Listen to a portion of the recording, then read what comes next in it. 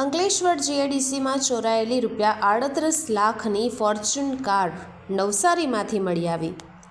Ankleshwar GIDC વિસ્તારમાં ઓમ bungalows પાસેથી ચોરાયેલી ₹38 લાખની વૈભવી ફોર્ચ્યુનર કારના કેસમાં પોલીસે મહત્વપૂર્ણ સફળતા મેળવી છે। કાર ચોરીની આ ઘટના બાદ પોલીસે તાત્કાલિક તપાસ શરૂ કરી હતી। પ્રાપ્ત વિગતો અનુસાર ઓમ બંગલોઝમાં રહેતા ધર્મેશ મૂલચંદ પટેલના પુત્ર પોતાની ફોર્ચ્યુન કાર જોગર્સ પાર્ક પર પરત આવી ઘરની સામે પાર્ક કરી સૂઈ ગયા હતા। રાત્રિના સમયે તસ્કરો ત્રાટક્યા અને કાર ચોરી કરીને ફરાર થઈ ગયા।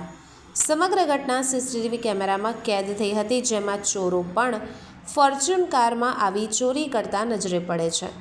ઘટનાની ગંભીરતાને ધ્યાને લઈ સુરત શહેર ક્રાઇમ બ્રાન્ચની અલગ અલગ ટીમોએ તપાસ હાથ ધરી હતી, જે આધારે જનરલ સ્ક્વોડને મળેલ બાતમીના આધારે નવસારી જિલ્લાના નવસારી રૂરલ પોલીસ સ્ટેશન વિસ્તારમાં ગ્રીડ નજીક ફન સિટી હોટલ આગળ આવેલ ખોડિયાર મોટર્સ ગેરેજ પર રેડ કરવામાં આવી હતી। દરોડા દરમિયાન પોલીસે સંજયભાઈ ચુનીલાલ મોવલિયાને 2 લક્ઝરી ટોયોટા ફોર્ચ્યુનર કાર સાથે ઝડપી પાડ્યો। પોલીસે બંને કાર જપ્ત કરી આગળની વધુ તપાસ હાથ ધરી છે।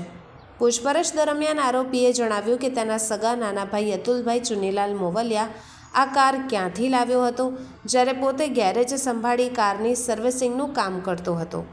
પોલીસ દ્વારા રેકોર્ડ ચકાસણી કરતાં જાણવા મળ્યું કે જપ્ત કરાયેલ કારમાં અંકલેશ્વરમાં નોંધાયેલ ચોરીનો ગુનો સંકળાયેલો છે, જેના આધારે આરોપી વિરુદ્ધ વધુ કાયદેસરની કાર્યવાહી હાથ ધરવામાં આવી છે। હાલ પોલીસે સમગ્ર રેકેટ અંગે પણ વધુ તપાસ હાથ ધરી છે।